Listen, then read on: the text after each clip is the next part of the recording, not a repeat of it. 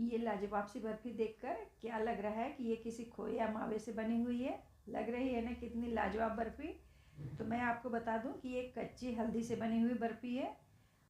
तो आज मैं बनाने वाली हूँ कच्ची हल्दी की बर्फ़ी। ये हमें ठंड के दिनों में ठंड से तो राहत देती ही है कच्ची हल्दी, साथ में जोड़ों के दर्द वगैरह में भी बहुत ही फ़ायदा करती है। तो नमस्कार दोस्तों, आपका स्वागत है आपकी अपनी यूट्यूब चैनल खाओ बनाओ किचन में। तो चलिए हम इसे बनाते हैं। तो इसके लिए हमने ली हुई है 1 पाव 250 ग्राम कच्ची हल्दी। तो ये अभी एकदम ताज़ी, इसमें मिट्टी वगैरह लगी हुई है। तो इसे सबसे पहले हम धुलेंगे और धुल करके इसे हम छीलेंगे, ऊपर से छिलका इसका उतारेंगे किसी पिलर की सहायता से। तो हल्दी की गांठ को छीलते वक्त इसे हम एक एक गांठ को अलग करके छीलेंगे, तभी ये अच्छे से साफ़ होगी, इसका छिलका निकलेगा। अगर हम गांठ सहित इसे साफ़ करेंगे तो इसमें मिट्टी वगैरह लगी रह जाएगी।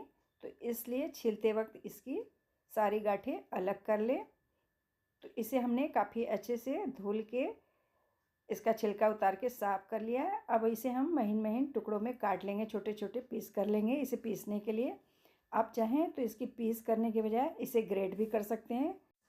तो हल्दी को अच्छी तरह से साफ़ करने के बाद इसे हमने कट करके इसे एक मिक्सी जार में डाल लिया हुआ है और इसके अंदर हम 4 से 5 चम्मच पानी डाल के इसे एकदम महीन पीसेंगे। इस तरह से हम इसका एकदम महीन सा पेस्ट तैयार कर लेंगे। अब इसे हम एक साइड में रखेंगे। अब हम क्या करेंगे, इसको भूनने के लिए अपनी आंच पे चढ़ाएंगे एक पैन या कढ़ाई और इसके अंदर डालेंगे 1 बड़ा चम्मच देसी घी। जब घी पिघलने लग जाएगा तो उसके अंदर हम पिसी हुई हल्दी का पेस्ट डाल के इसे चलाते हुए भूनेंगे। और हल्दी को भूनते वक्त हम आंच को लो मीडियम ही रखेंगे। तेज़ आंच में हम इसे नहीं भूनेंगे, नहीं तो हल्दी जलने लग जाएगी, कढ़ाई में चिपटने लग जाएगी। तो इसे हम धीमी आंच में ही भूनेंगे और इसे हम तब तक भूनेंगे जब तक कि हल्दी घी रिलीज न करने लग जाए। तो आप देख सकते हैं कढ़ाई के अंदर घी दिखाई देने लग गया, तो हल्दी काफ़ी अच्छे से भून चुकी है। अब इसके अंदर हम डालेंगे 2 से 3 चम्मच ड्राई जिंजर पाउडर, जिसे कि हम सोंठ का पाउडर भी बोलते हैं। इससे बर्फ़ी का टेस्ट बहुत अच्छा आता है। तो हल्दी के साथ ही हम सोंठ पाउडर को भी भून लेंगे। तो हल्दी मेरी काफ़ी अच्छे से भून चुकी है। भूनने के बाद आप देखेंगे कि हल्दी का कलर भी थोड़ा सा हल्का हो गया है। जैसा पीसने के समय था वैसा नहीं है, थोड़ा सा इसका कलर भी बदल गया है। तो सबसे पहले हमने हल्दी भून के तैयार कर ली है, इसे हम साइड में रख लेंगे। अब हम क्या करेंगे कि आधा कटोरी लेंगे काजू और इसे पीस लेंगे। और काजू को हम दरदरा ही पीसेंगे।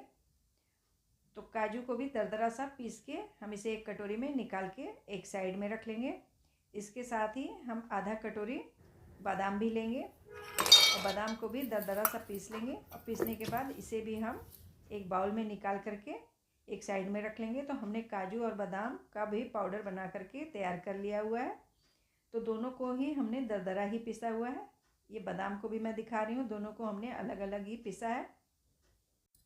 तो हमने काजू और बादाम का भी पाउडर बना लिया है, हल्दी भी भून के तैयार कर लिया है। अब हम अपनी आंच पे चढ़ाएंगे एक कढ़ाई और इसके अंदर डालेंगे 3 से 4 चम्मच खरबूजे की बीज और इसे हम चटकने तक भूजेंगे खरबूजे के बीज को। जब इसमें से चटकने की आवाज़ आने लग जाएगी तो इसे हम उतार लेंगे। तो सबसे पहले खरबूजे के बीज हम भून करके एक बाउल में निकाल लेंगे। तो खरबूजे के बीज से भी चटकने की आवाज़ आने लग गई है, ये काफ़ी अच्छे से भून गई है खरबूजे के बीज। तो मैं इसे एक बाउल में निकाल के इसे भी साइड में रख ले रही हूँ। अब उसी कढ़ाई में हम काजू का पाउडर डाल के इसे ड्राई रोस्ट कर लेंगे 1 से 2 सेकेंड। बस हम इसे ड्राई रोस्ट करेंगे और जब काजू का पाउडर थोड़ा सा रोस्ट हो जाएगा तो इसी समय इसके अंदर हम बादाम का पाउडर भी डाल लेंगे। काजू के पाउडर के साथ में उसे भी ड्राई रोस्ट कर लेंगे, बादाम के पाउडर को भी।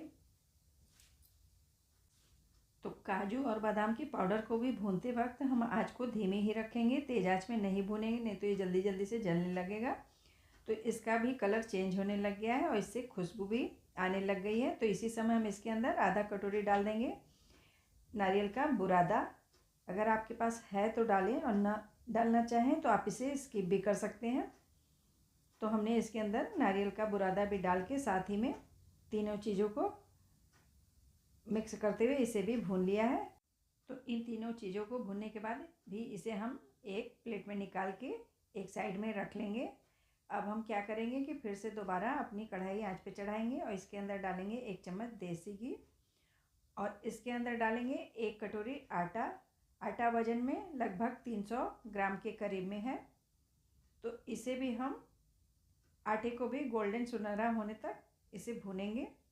तो आटे को हम दबा दबा करके भूनेंगे जिससे कि इसके अंदर गोलियां सी गांठें सी न पड़ने पाए। तो पहले तो हम सूखा ही भूनेंगे, फिर बीच बीच में 1 से 2 बार हम इसके अंदर घी डालते जाएंगे।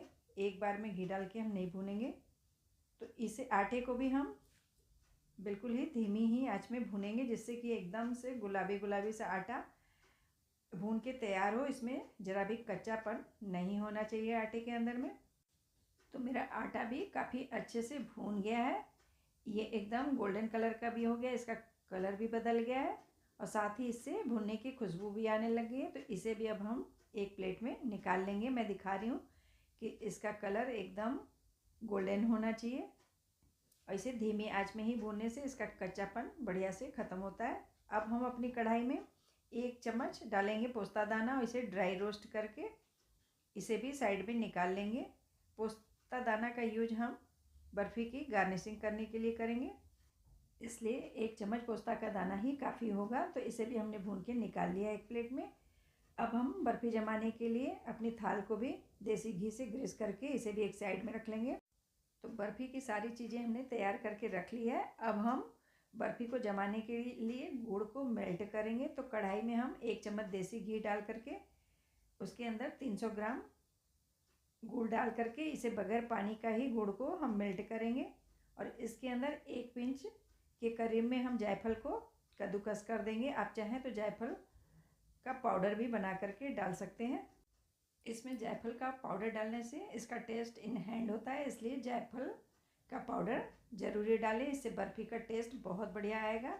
और साथ ही में हम इसके अंदर डालेंगे 1/4 चम्मच इलायची का पाउडर और इसे गुड़ मेल्ट होते होते ही हम इलायची का पाउडर भी मिक्स कर लेंगे।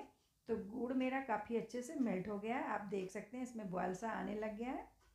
तो गुड़ की हम 1 या 2 तार की चाशनी नहीं बनाएंगे। अब इसके अंदर हम सबसे पहले भुनी हुई जो हल्दी है उसे मिक्स कर लेंगे, जो हमने हल्दी को भून के रखा था। अब गुड़ में खूब अच्छे से हल्दी को मिला लेंगे, खूब बढ़िया से लगातार चलाते हुए हल्दी को मिक्स कर लेंगे गुड़ के अंदर में। इन सारी चीज़ों को गुड़ के अंदर मेल्ट करते समय हम आँच को धीमी ही रखेंगे, नहीं तो नीचे से जलने लग जाएगी सारी चीज़ें, तो बर्फ़ी अच्छी नहीं जमेगी। तो अब इसके अंदर जो हमने ड्राई रोस्ट करके काजू बादाम और नारियल का पाउडर रखा हुआ था उसे भी मिक्स कर दिया हुआ है। सारी चीज़ों को गुड़ के अंदर में अच्छे से मिला लिया है। अब इसके बाद इसके अंदर जो आटे को हमने भून के रखा हुआ है उसे भी मिला लेंगे। तो सारी चीज़ों को हम एक एक करके गुड़ के अंदर में बढ़िया से मिलाएंगे और हमने आँच को बंद कर दिया हुआ है।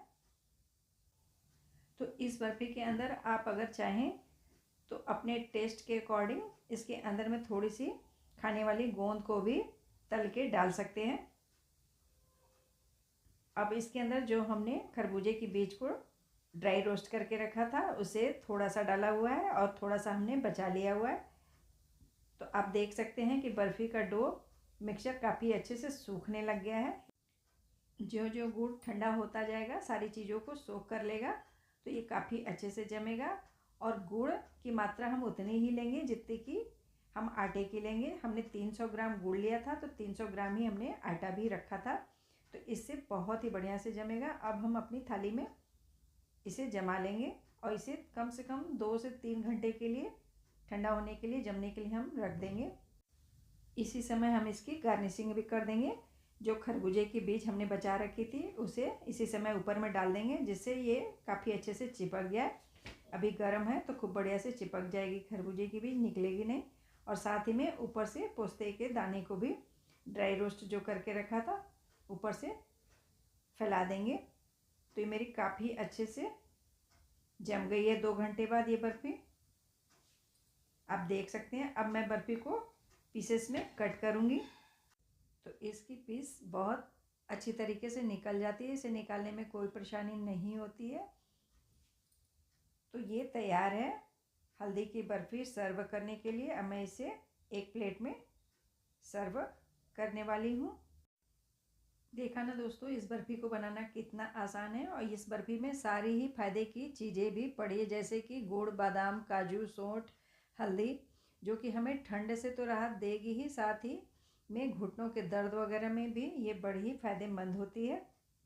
तो मैं अब एक प्लेट में भी निकाल करके आपको दिखा रही हूँ कि कितनी बढ़िया बर्फ़ी जम के तैयार हुई है। तो आप भी ठंड के सीज़न में कच्ची हल्दी की बर्फ़ी ज़रूर बनाइए और इसे दूध के साथ डेली एक खाइए। ये बहुत ही फ़ायदा करती है। तो मैं एक तोड़ के भी दिखा रही हूँ कि कितनी दानेदार बर्फ़ी बनके तैयार हुई है। इसे आप किसी डब्बे में या फिर इस तरह से मिठाई वाला कोई डब्बा हो तो भी आप इसे रख करके किसी को गिफ्ट भी देना चाहें तो दे सकते हैं। कितनी बढ़िया लग रही है ये बर्फ़ी।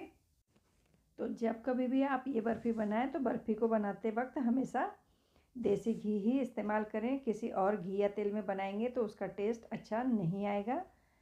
तो आप भी इस बर्फ़ी को बनाइए, खाइए और अपने परिवार के लोगों को भी खिलाइए। मिलते हैं फिर किसी और रेसिपी के